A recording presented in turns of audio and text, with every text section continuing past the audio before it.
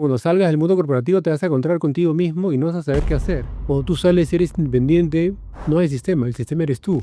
Nadie te va a querer como tú quieres que te quieran. Quien hace el cambio y todo y se adapta y tiene que hacer que las cosas pasen son las personas. Yo te digo, inteligencia artificial, el primer temor que le viene a muchas personas con las que converso es mi chamba va a desaparecer.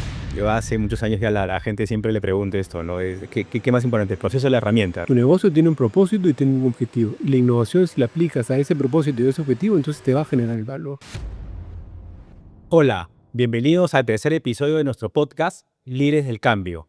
Hoy tengo el placer de estar acá con Renzo Rossi. Bienvenido, Renzo, ¿cómo estás? Muchas gracias, Franco. Encantado de estar acá contigo.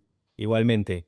Por lo que te conozco, que no ha sido hace mucho y he investigado, tú tienes más de 25 años en el mundo corporativo. Sí, Eres actualmente docente en la Escuela de Posgrado de la Universidad de Piura, sí, eres consultor sí. y eres también mentor ejecutivo, ¿no? Efectivamente. de empresas. Sí. Pero para quien no te conozca y de otro ámbito también, ¿quién es Renzo? Para que todos puedan saber quién eres. A ver, bueno, soy Renzo Rossi de Jusa, soy casado, orgulloso padre de 2 hijos, aficionado y apasionado al tenis amateur competitivo, participo en competencias y campeonatos, me encanta la lectura, me encanta viajar, me encanta hacer cosas con mi familia, tratamos de hacerlo periódicamente y distintas, ¿no? Nos gusta a todos viajar, pero viajar a diferentes lugares y tratar siempre de conocer algún espacio nuevo, con lugares nuevos, nuevas actividades, etcétera. Sí, te diría, soy un tipo normal. ¿Sí? Sí. Normal, creo, como todos con hobbies y bueno, de la familia siempre, Entonces, siempre por delante como prioridad, dos hijos y todo eso siempre va a ser efectivamente, el núcleo el motor. de las actividades que uno hace. Sí. Buenísimo, Renzo.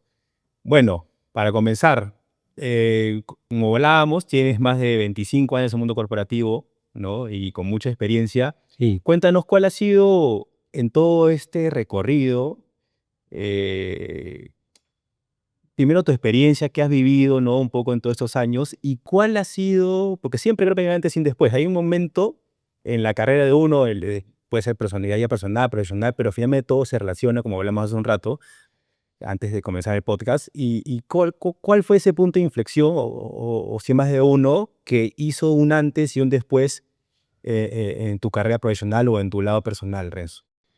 A ver, mira, en estos más de 25 años de experiencia y de carrera profesional, he tenido la oportunidad de trabajar en distintas industrias.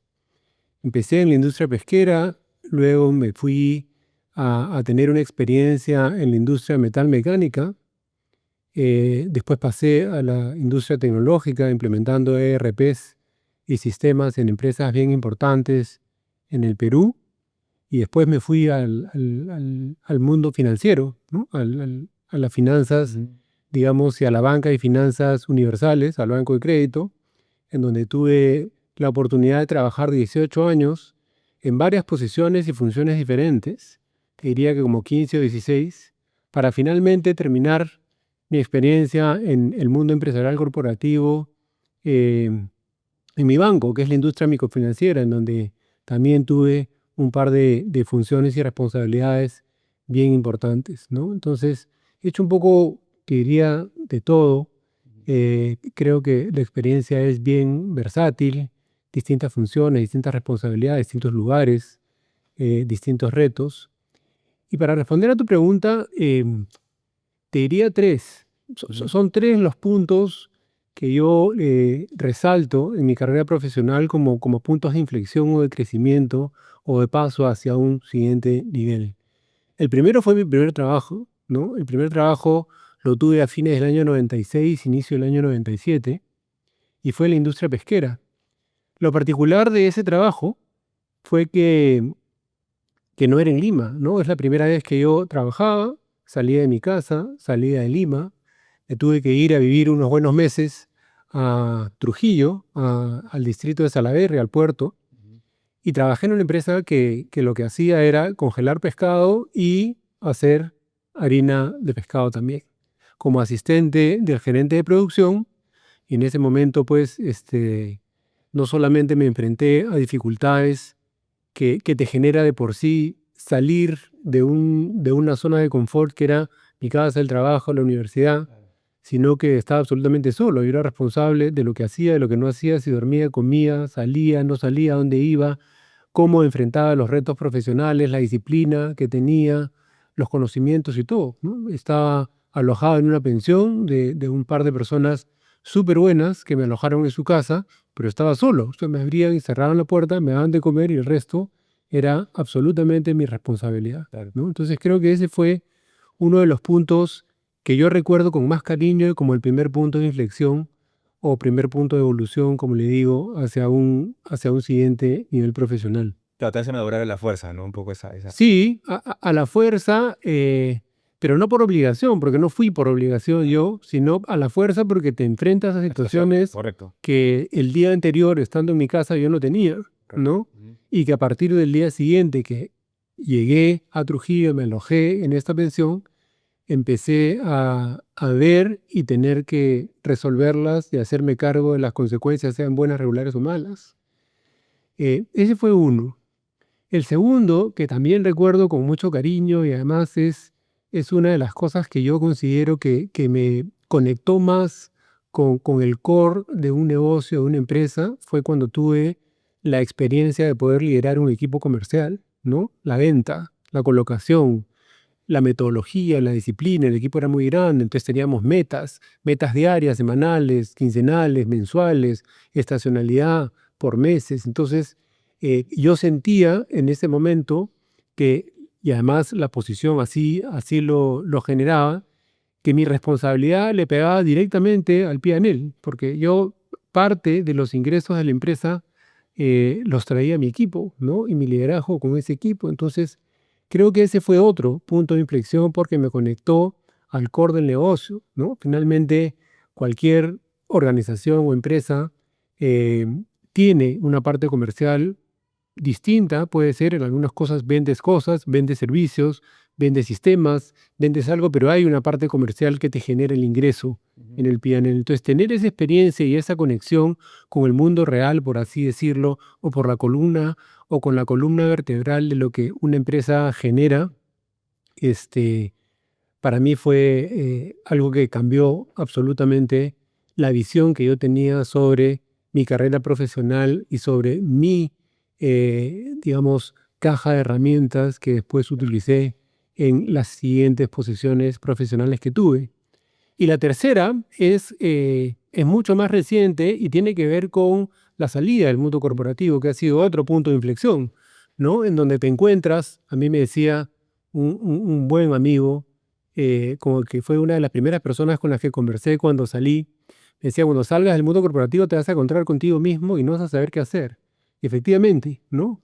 Sales y de pronto estás ahí y ni siquiera en algunos momentos tienes una facilidad o fluidez en presentarte, ¿no? Cuando estás en una empresa o en un trabajo, acá, sobre todo en la cultura peruana, ponemos el cargo, la responsabilidad como parte de nuestra presentación, ¿no? Soy el gerente de tal, soy el socio de tal, soy el partner de tal, soy el CEO de tal, Así es. y de ahí empieza la conversación, ¿no? Entonces, estar acostumbrado a hablar así y a comportarme así durante tantos años, de pronto sales a la calle, estás como independiente y cuando te preguntan quién eres, es como un signo de interrogación al principio que tienes que aprender a responder. Al principio me pasó a mí, decía soy el ex gerente de no sé cuántos, el ex líder de por aquí. Esto, pero en el tiempo te encuentras contigo, encuentras ese valor que tú tienes y el motivo por el cual has venido acá y esa misión que tienes y empiezas eh, como decía mi amigo, a encontrarte contigo, a ocupar un espacio digamos, en el mundo, a reconocer aquellas cosas que tú como ser humano y profesional tienes y puedes compartir o puedes devolver y a ponerle valor a eso, ¿no? Entonces, en ese camino te encuentras con una, te diría, libertad que de pronto no sabías que tenías, ¿no? Cuando estás en una empresa o en una organización, lo comentas, lo hablas, ¿no? Sobre es bueno hablar, es bueno opinar, tienes que tener una voz, tienes que tener una personalidad, una posición sobre las cosas. Y seguro que sí, pero no dejas de estar en un sistema que por sí mismo se comporta de una manera. Cuando tú sales y eres independiente, no hay sistema, el sistema eres tú. Así Es tu familia, es lo que vas a hacer, lo que quieres hacer, lo que se te ocurre. eh, Te apoyas en tus valores, en lo que crees, confías en el proceso y empiezas a caminar. Y empiezas a hacerte un camino, una historia, empiezas a construir eh, lo que tú vas a hacer a partir de ahora, mucho más relacionado a ti. Entonces, esa libertad en donde te ves con esas capacidades, capitalizando las herramientas que has tenido y que en realidad puedes hacerlo tú mismo, creo que te genera un bienestar y un poder, si quieres, para poder tomar decisiones después. Si el día de mañana yo, por alguna razón, regreso al mundo corporativo, va a ser distinto el lugar en el que esté, porque ya Ujú. digamos, me encontré aquí y sé de lo que soy capaz directamente, no teóricamente, no sé cómo explicarlo bien. Este, pero lo puedes hacer tú, lo puedes hacer acá o lo puedes hacer allá, ¿no? Pero eres tú contigo, ¿sí? Ok. Esos Oye, tres, te diría. y buenísimo porque ahí te das cuenta que sí, pues tú no eres el puesto, no veces cuando tienes muchos niños en el mundo corporativo llega a creerse que uno es la posición, ¿no? Y Sí, uno se asocia a esa posición o a lo que hace, ¿no? Y te presentas como tal, ¿no? Y en realidad no eres el puesto, es más, ni siquiera si eres docente o no, eres tú. Entonces la gente te seguro, aprecia y te valora por quién eres y por todo lo que has construido y lo que conoces y lo que has hecho y lo que sabes, seguro. más que el puesto en el momento que Total, estés, ¿no? Pero eso totalmente. uno no, se lo, no lo ve así, ¿no? Sí, De pronto es el ego o es el hábito, ¿no? Pero hay un punto donde uno reflexiona y dice, oye, la gente en verdad, en algún momento alguien me dijo a mí, ¿no? O sea, la gente no te quiere, Franco, o no te ve por el puesto, porque lograste eso, no, es por quién eres, ujú, por lo que sabes, por lo que has aprendido, por lo que has hecho, la gente te aprecia, no por el momento en que estés, en el puesto en que estés, ¿no? Entonces, creo que sí, pues ese es real. Cuando uno entiende eso, se te abre cambia toda totalmente la el juego. perspectiva, ¿no? Sí.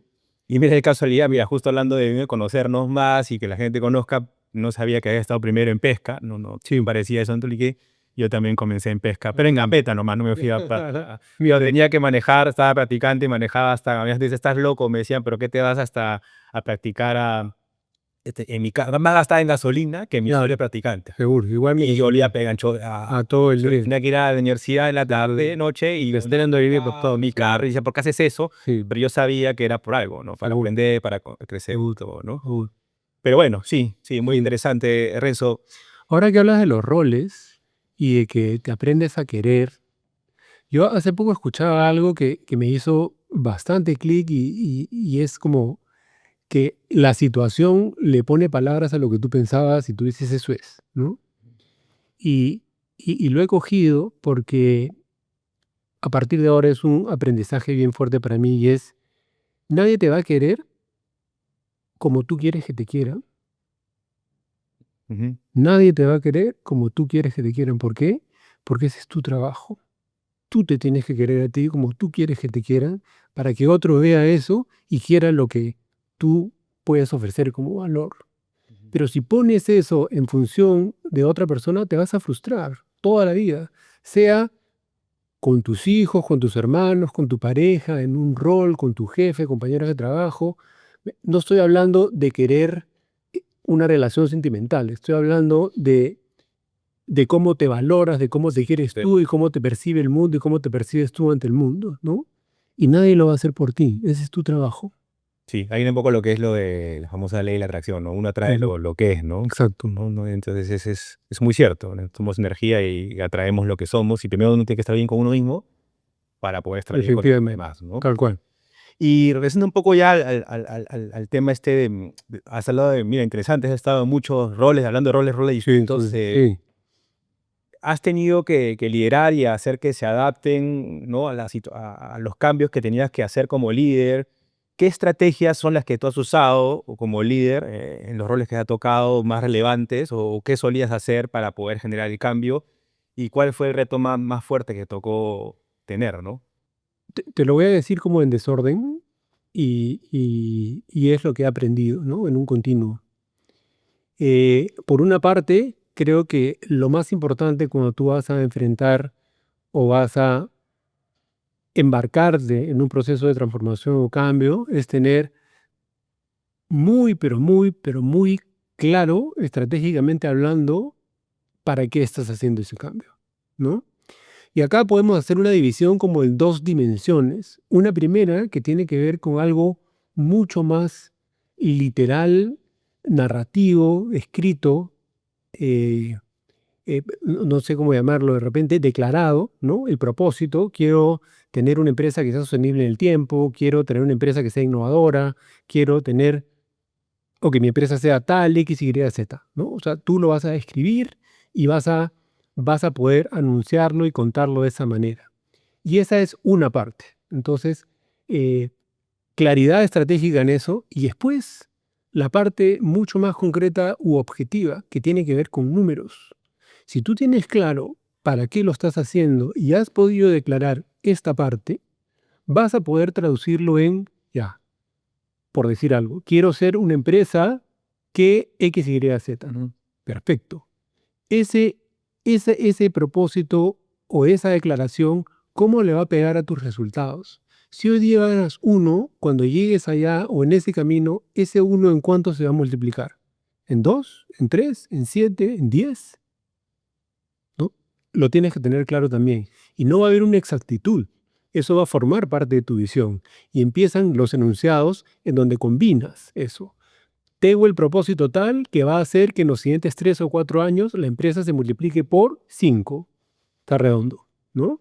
Entonces, esto que parece bien simple de contar, demora un montón Ujú. en construirse, porque en las organizaciones tienes al directorio, tienes al CEO, tienes a su C-level, tienes a todos los niveles jerárquicos de la empresa que colaboran en esta creación. Entonces, esas conversaciones estratégicas no es una, dos o tres, son varias, hasta que llegas a un estadio en donde esta definición estratégica te hace sentido a ti, le hace sentido al equipo, todo el mundo se compromete y empiezas a ejecutarla, Ujú. ¿no? Entonces te diría, eso como primer punto. Lo segundo es la parte de la ejecución. Y para eso, a mí en lo particular, que además también lo enseño así en la maestría de gestión del talento, son como tres las herramientas o los autores que me inspiran a hablar de gestión del cambio. La primera es Virginia Satir, con su curva de gestión del cambio, esta típica que es así, Ujú. y hay un factor externo que genera una situación, tú entras en el caos hasta tu nuevo status quo, Ujú. y eso tiene su teoría, y yo recomiendo mucho leerla porque es bien práctica y bien útil para llevarla a la vida real. La segunda metodología a mí me funciona un montón y además creo que es bien efectiva y bien práctica también, es el modelo de gestión del cambio de Kotter, que son sus 8 pasos, en donde empiezas con la creación del sentido de urgencia, que es este para qué, y así sigue su metodología, ¿no es cierto? En donde la comunicación juega un rol Claro.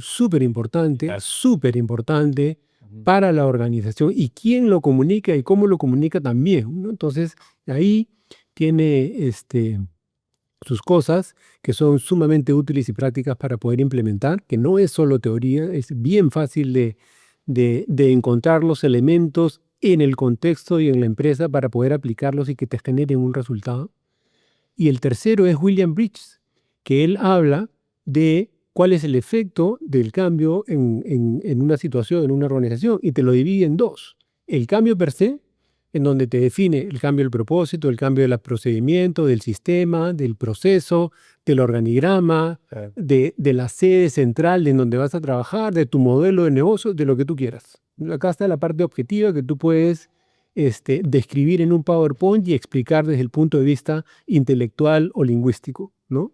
Y tienes la otra parte, que es la transición, que es la que viven las personas, ¿no? Entonces, así como tú, si tú eres miembro de un equipo, tú vas a pasar por un cambio, todo tu equipo va a pasar por un cambio y la organización va a pasar por un cambio al mismo tiempo, Ujú. ¿no? Entonces es como una cosa que se mueve en todas las dimensiones al mismo tiempo y eso es lo que tienes que gestionar como líder. Y para eso es bien importante, desde mi punto de vista y mi aprendizaje, entender que las personas no se resisten al cambio, ¿ya? Las personas se resisten a las pérdidas que el cambio les genera. Ujú. Si yo digo, me voy a pasar de este edificio a un edificio mucho más moderno que quede en otro distrito, pero vas a tener todos estos beneficios, uno, como ser humano, naturalmente no va a salir de su zona de De confort. confort. Ujú. Entonces van a haber algunas pérdidas alrededor que tú vas a tener como líder que gestionar la organización para poder hacer que ese cambio sea mucho más fluido, mucho más eficiente, mucho más saludable, mucho más posible, por decirlo así, para hacer que la curva de Virginia Satir sea más chata, Ujú. que no sea tan dramática, y más angosta, que no tome tanto tiempo. Así es. Para hacer más fácil que cada uno de estos pasos que Kotter te dice, crea tu sentido de urgencia, escoge a las personas que van a resonar, elige la manera correcta de hacer la comunicación, sea mucho más fácil también. Porque al final quienes cambian o quienes se transforman o quienes tienen que asumir un nuevo status quo o forma de ser son las personas. Ujú. Y las personas naturalmente no quieren, ¿no? Si yo hoy día soy el gerente de transformación digital y mañana me pasan a, no sé, o yo acepto otro trabajo o me salgo, ya no voy a hacer. Acá hay una pérdida de estatus, hay una pérdida económica porque ya no tengo el sueldo, hay una pérdida de mi oficina, ya no tengo oficina. Cuando todos pasamos o muchas empresas pasaron a los espacios abiertos, ¿hubo una resistencia ahí al espacio abierto? No, porque es lindo.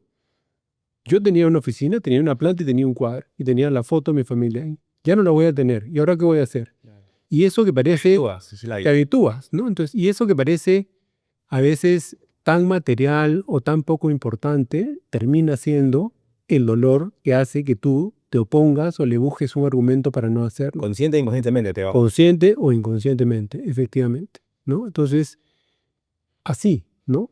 Y con toda esta teoría que te he dicho y con todos estos elementos, creo que la comunicación es súper importante, tener la visión estratégica y el motivo estratégico es súper importante, hacer este, una combinación entre quick wins y mediano y largo plazo, porque estos quick wins, cuando tú empiezas a hacer el proceso de transformación, lo ejecutas, le van dando confianza a la organización. Oye, mira, sí, cambiar, acá hay un resultado. ¿No? Vendo más fácil, vendo, o sea, ¿no? O hago esta operación, o hago este back office, o hago lo que sea mejor, pero lo ves. Entonces, toda la organización empieza a tener más confianza y no solamente escucha la historia que tú has creado y has comunicado bien, sino le pone elementos de la realidad y dice, oye, en verdad, sí funciona, vamos, ¿no? Entonces, esta mezcla de quick wins con mediano y largo plazo, medir, poner los indicadores, tener claro qué cosa o cuál es el indicador o los indicadores que te van a ir diciendo si lo estás haciendo bien o no. Y una vez que llegues, vamos a ponernos en el caso hipotético que llegues, si lo has hecho bien o si lo has hecho extraordinariamente bien. Entonces son como puntos en el espacio-tiempo que te van dando la dirección. Claro. No hay exactitud, hay mucha incertidumbre, ¿no? Pero te van a ir dando un poco la Es que hay dirección. una visión, ¿no? Hacia dónde Exacto. vas y ahí te vas, Exacto. vas a ir. Y ahí vas caminando, y ahí vas caminando. Ujú. Sí. Buenísimo, no, no, muy, muy bueno. Voy a apuntar después esos tres. No, muy bien.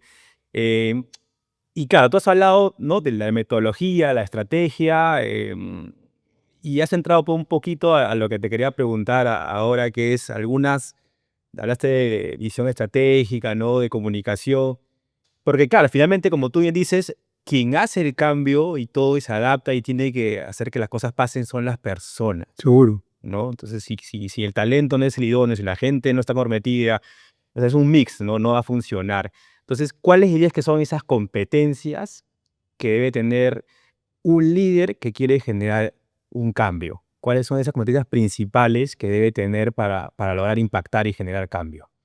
Creo que la primera sigue siendo la que te dije hace un ratito, la capacidad de poder construir esta visión estratégica, tener una estrella norte, tener un punto final, tener un estadio B al que todo el equipo, la organización tiene que ir o va a ir. Lo segundo es la capacidad de escuchar. Escuchar cuáles son estas narrativas, estas conversaciones a tu equipo, a tus líderes, qué cosa es lo que está pasando, qué preocupa, qué hace bien, qué hace mal. O sea, toda la información que no necesariamente está en una base de datos o en un servidor que te va a nutrir para tú poder tener o mejorar o enriquecer esta visión. Entonces, escuchar porque como coincidimos en lo que va de la conversación, son las personas las que van a hacer el trabajo y tú como líder también vas a estar en un proceso de cambio mientras que todo tu equipo lo está y todos juntos estamos. Entonces es bien importante ese espacio y además un espacio seguro, de confianza, en el que te puedas tú retroalimentar con este diálogo que es bien importante. Lo tercero, la resiliencia, ¿no? Tienes que ser consciente que si vas a pasar a un estadio B, o sea, porque cuando tú te transformas pasas de A a B, tú vas a describir qué cosa es B que hoy día no tienes Así es. y qué vas a poder hacer con este segundo estadio, el estadio B, que hoy día no puedes hacer. Por eso te decía lo del 1 a 10 o el 1 a 5. Entonces, y acá con esta descripción que suena, ¿cómo suena la descripción? Quiero ser una empresa tal, que sea innovadora, que sea, que decida en función a datos, que además tenga una arquitectura que me permita ser flexible y me lleve a la digital, que no trabajemos en silos, que la comunicación sea efectiva. Y eso es, o sea, si tú ves en las empresas, por ahí van a ir un poco los tiros. Entonces, claro, que sea innovadora necesita gente que te permita ser innovadora, ¿no? Es gente con un perfil distinto al tuyo, porque si no, o sea, si yo soy ingeniero industrial, si juntas a 4 ingenieros industriales y les pones un problema, te va a salir un diagrama de flujo con cuadrado de todas maneras, ¿no es cierto? Entonces, si tú quieres ser innovador, tendrás que poner a un equipo que piense diferente para que el resultado también sea diferente. Si tú quieres analizar y tomar decisiones con data, primero tienes que tener a la gente capacitada para que te extraiga la data de donde sea que esté en la organización y te la ponga de una manera en que tú, que no eres especialista en data, lo entiendas y complementes con tu experiencia. Entonces ese es un perfil mucho más analítico. Entonces ese va a estar formando parte hoy día de tu organización y así cada uno. ¿Por qué es importante tener esta claridad? Porque finalmente estamos hablando de cultura y la cultura, en resumen, súper simplificado, es comportamientos. Sí. Entonces, es diferente cómo se comporta un pintor, a cómo se comporta un arquitecto de sistemas, a cómo se comporta un ingeniero industrial, a cómo se comporta una persona especializada en data o en ciberseguridad. Si hasta este momento tú no has desarrollado ese capítulo y lo vas a desarrollar, vas a traer personas con otro perfil que se van a empezar a comportar diferente y que van a afectar tu cultura y que van a afectar cómo se hacen las cosas en la organización. Entonces, por eso, por esta razón, es que te digo de resiliencia, porque vas a tener que crear un espacio que no existía. Y ese espacio en tu business as usual hoy día no está. Tienes tus comités de ciertos temas, tienes tus indicadores de ciertos temas, tienes tus objetivos de ciertos temas. Ahora vas a poner una cosa que no existe, a la que le tienes que dar espacio, tiempo en tu comité, tiempo para conversar, tiempo para hacer seguimiento, plata, recursos, personas. Y tienes que estar dispuesto a todo eso. Y tienes que hacer como que así en tu business as usual y ponerlo ahí. Transformación digital, acá está. Innovación, acá está. Oye, quiero tener el marco de trabajo de agilidad, acá está. Pero nadie trabaja ágil, ya, pero necesitamos ponerlo. Entonces hay que empezar a tener la conversación, hay que contratar al equipo, hay que ponerle presupuesto, hay que empezar a supervisarlo y así. Entonces, hacer eso necesitas un montón de resiliencia porque la organización naturalmente, otra vez, no te va a dar ese espacio. ¿Por qué? Por el temor o por la resistencia a las pérdidas que va a tener, ¿no? Si yo te digo inteligencia artificial, el primer temor que le viene a muchas personas con las que converso es mi chamba va a desaparecer. Entonces no quiero.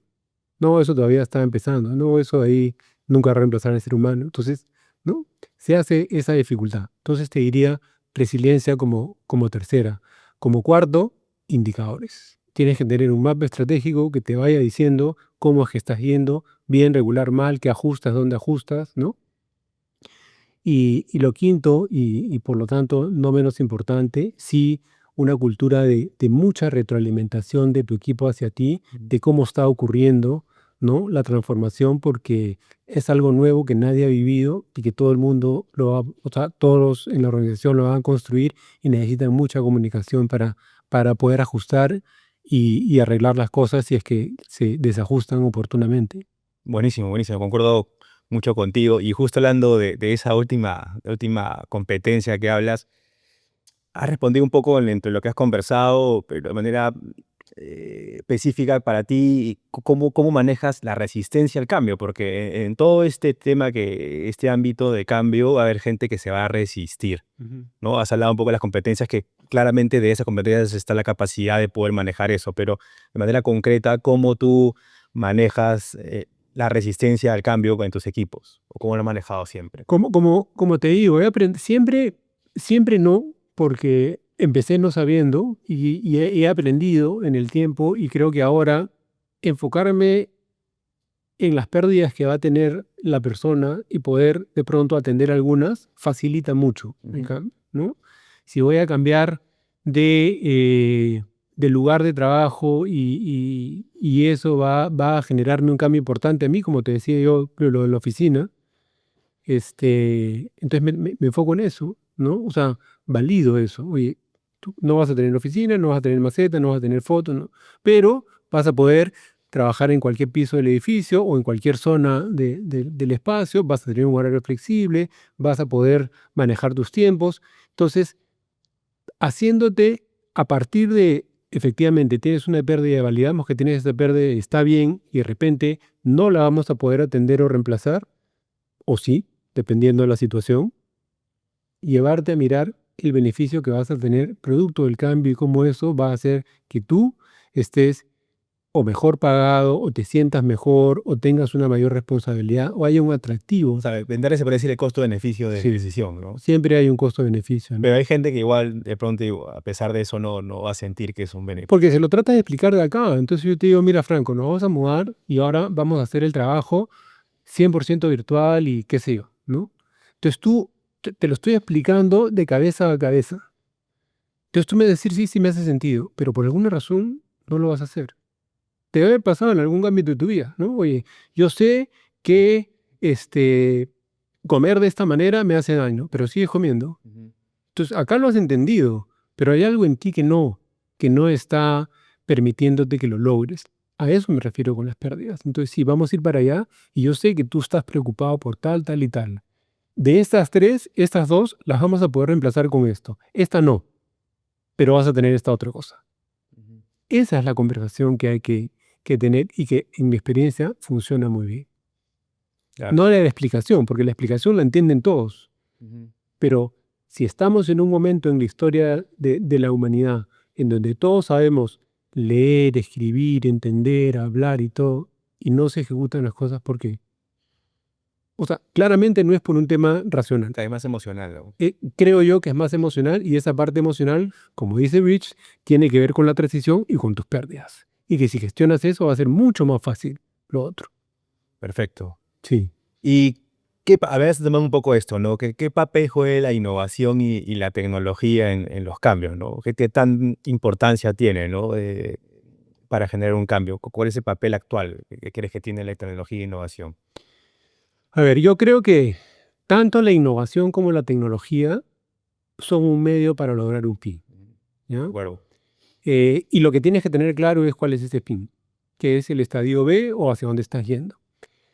Y una vez que tienes esa claridad, vas a poder tú darte cuenta o llegar a la conclusión de cómo es que te va a ayudar la innovación y qué tanto la innovación y qué tanto la tecnología.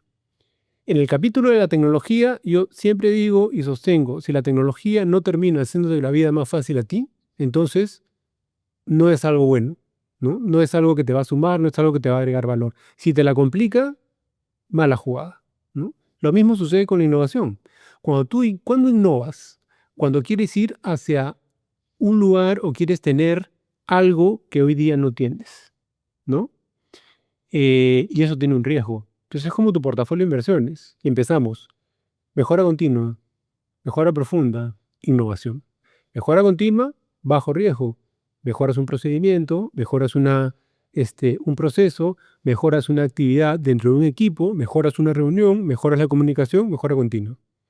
Poco riesgo, resultado bajo también. Mejora profunda. Entonces nos vamos a automatizar los procesos y implementamos una herramienta, un ERP, un sistema, un app, etcétera, etcétera, etcétera. Tiene riesgo medio, controlado, genera un montón de valor. Innovación, riesgo alto, porque no sabes qué va a haber al otro lado, ¿no? En Harvard hay un gráfico que es como un plano cartesiano con 3 círculos concéntricos, en donde acá está la mejora continua, el segundo círculo es la mejora profunda y la tercera es la innovación. Y lo que te dicen y lo que te proponen es, oye, ten un portafolio, ten un mix, ¿no? No apuestes todo como en tus inversiones. O sea, no vas a poner toda tu plata en acciones, pues, porque hay un riesgo mayor. Puedes ganar un montón, pero puedes perder un montón. Igualito es en la innovación. Si tú en la empresa tienes un solo proceso de venta, ¿no? Yo vendo jabones y todo mi P&L está en función a la venta de jabones, hacer las 10 iniciativas que quiero con innovación para el único proceso que tengo, que es de jabones, es como muy riesgoso, ¿no? Entonces te diría, ayudan en la medida en que primero tú tengas claridad en para qué lo vas a usar y cómo es que te va a ayudar a traer ese valor, y segundo, en la justa medida para eso que quieres hacer. La tecnología tiene que facilitarte el trabajo o tiene que facilitar la solución que tú le quieres proveer o el producto que tú le quieres proveer al cliente. Y la innovación tiene que permitirte a ti poder ese modelo de negocio que hoy día tienes, ese proceso que hoy día tienes o eso que quieres cambiar, como repensarlo, pero con el mismo objetivo de la organización. No es que vas a hacer el cohete a la luna, porque ese no es tu negocio, ¿no? Tu negocio tiene un propósito y tiene un objetivo. Y la innovación, si la aplicas a ese propósito y a ese objetivo, entonces te va a generar el valor. No es innovar por innovar, ¿no? Entonces, resumiendo, te diría que son elementos sumamente importantes en cualquier proceso de transformación, más ahora que hay mucha tecnología asociada y mucha tecnología, digamos, a disposición de todas las organizaciones para que puedan o necesitan, ¿no?, adecuarse a esto. Entonces son sumamente importantes y habilitadores para lograr eso. Cada empresa en su contexto, evaluando su modelo de negocios, la tiene que usar en la justa medida para que le genere el valor que le va a generar. No usarlas sí creo que es un error, ¿no? Sí. Sí. Sí, de acuerdo contigo totalmente. Justo yo hace muchos años ya la gente siempre le pregunta esto, ¿no? ¿Qué más importante? El proceso o la herramienta, ¿no? Y Sí. siempre la gente duda Ujú. y definitivamente para mí es el proceso, ¿no? Seguro. Pero la herramienta es lo que te va a ayudar a hacer un mejor proceso, más rápido, más eficiente, te va a dar muchos beneficios. Sí. Pero lo que manda es el objetivo, hacia dónde vas y hacia el final no hay herramientas y lo tienes que hacer de otra forma. En su momento, no sé, si hablamos de automatizar en Excel y lo tienes que hacer, hazlo, porque no hay un sistema ahorita que no lo vas a hacer. Claro. Pero el otro obviamente va a ayudar mismo a Sí, hacerlo sí. más fácil y todo. Ok, Renzo, y ahora en lo que estamos haciendo en todos los episodios, hay una pregunta que lanza el anterior, en este caso Francisco Bach, gerente de personas de Molitalia, y él lo que quería preguntarte, no sabía que eras tú, simplemente para la próxima persona que iba a estar en el podcast, y es, ¿cuál fue el momento más complejo, situación más compleja que tuviste que afrontar como líder y cómo eso afectó en ti en un cambio, ¿no? O sea, que haya que eso hizo que luego tú cambies tu estilo de liderazgo o que modificó algo en ti, ¿no? ¿Cuál fue esa situación? Definitivamente la pandemia, ¿no? Y el COVID.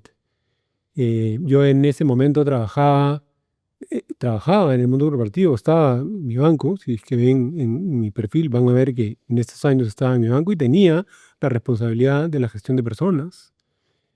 Y no había receta, ¿no? Que ya a veces suena trillado hablar del COVID, pero en este contexto de la pregunta, creo que todos aprendimos mucho, ¿no? Así es. Y no las tenemos que olvidar de todas esas cosas que aprendimos, porque muchos de los problemas y de las situaciones que se presentaron durante esa época eran nuevos. Y tú, o yo, por lo menos para hablar de mí, eh, tenía que apoyarme mucho en mis valores, en mi criterio, en mi corazón, en mi intuición, en lo que había leído y en lo que más o menos me había educado en el tiempo para poder tomar una decisión. Ahí en lo que pensaba, Sí, con las accionistas. seguro. Pero es que en esa situación en particular, el gerente general tampoco tenía, Claro, nadie nadie tenía una receta previa a una situación. Nosotros, que formamos parte de generaciones un poco más, con más experiencia, por decirlo de alguna manera, hemos pasado distintas crisis, ¿no? Hace 45 años tenemos 13 presidentes, entonces el Perú no es un país en donde todo pase como a velocidad crucero. Siempre hay algo que te genera un problema y una desestabilización que uno tiene que tener, digamos, las capacidades para estabilizarlas, pero nunca como el COVID, en donde la consecuencia era la pérdida de una vida humana. Entonces sí me enfrenté a situaciones donde había un colaborador enfermo y al principio tú tenías que firmar como una declaración jurada cuando te contagiabas para entrar a UCI, y si es que no la firmabas no te podían poner el tubo. Ujú. O sea, a veces nos olvidamos, pero eso pasaba. Y yo tenía gente que no la quería firmar porque decían que el COVID no y que se iban a curar con no sé qué. Ah, ¿Cómo gestionas eso? O sea, ¿cómo si tú sabes, porque ya hay algunas experiencias, digamos, muy tristes anteriores a esa, que esto es lo más probable que va a pasar? ¿Cómo le dices a alguien si es su decisión? Hay un ser humano ahí que está con su esposa y están sus hijos. Y esta persona, en 100% de sus facultades, decide no firmar ese papel. ¿Cómo resuelves eso? O una persona que está entubada y está inconsciente y tiene que pagar la cuenta de la clínica y tiene la plata en su tarjeta, pero no la puede disponer porque él es el titular y el procedimiento dice que solamente el titular puede sacar la plata. Pero su esposa, que está tratando de que regrese a su casa, quiere el efectivo para poder pagar la cuenta para que su esposo ujú, salga de la clínica. Sí, sí, pero es que el procedimiento no dice eso. Entonces, claro. claro, al final se resuelve, ¿no? No estoy diciendo que el cuaderno es más importante, de ninguna manera. Pero son situaciones que ocurrieron y que te enfrentan con una realidad diferente. O sea, no es un PowerPoint, no es un directorio al que tú vas a ir y si haces mal la presentación, entonces de repente te la van a pedir que la vuelvas a hacer. Es una decisión que tienes que respetar que otro está tomando en función a su información. Y tú no puedes hacer nada. Así es. Así Puedes sepas, persuadir, no, intentar, ¿no? no, puedes dar la información que tome su mejor decisión, pero no hay respuestas buenas o malas. O en la crisis cuando fue la época de Castillo, en donde todo el mundo se le pararon los pelos y empezó a sacar su plata del país y las preguntas eran, oye, ¿me voy del país o no me voy del país? ¿Cambio toda mi plata a dólares o no? ¿Te acuerdas? Sí, claro. Ya.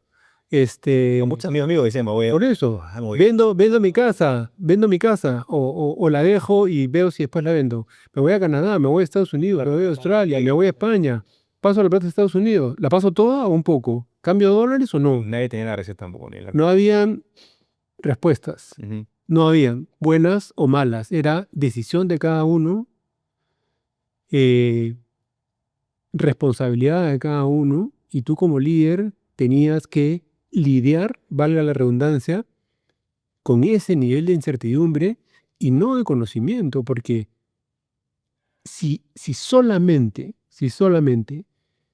descansabas en lo que tu criterio educado o aprendido o la teoría te decía que debías hacer, la respuesta era mucho más fácil. Pero acá había temor en el COVID a morirte, Ujú. a contagiarte, a que alguien de tu familia se afecte y después tengas tú una pérdida. En el caso del gobierno, y en esa época, a que expropien tu casa, te quiten tu plata. O sea, son estas emociones, por eso te digo lo de las pérdidas, ¿no?